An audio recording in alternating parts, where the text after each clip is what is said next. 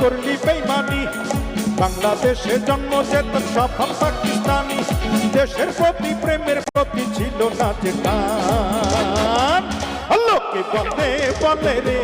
অঞ্জনা বড় বেইমান লোকে বলে বলে রে অঞ্জনা বড় বেইমান সবার দুটি হাত একসাথে তালে তালে আরো আওয়াজ হবে ভেরি গুড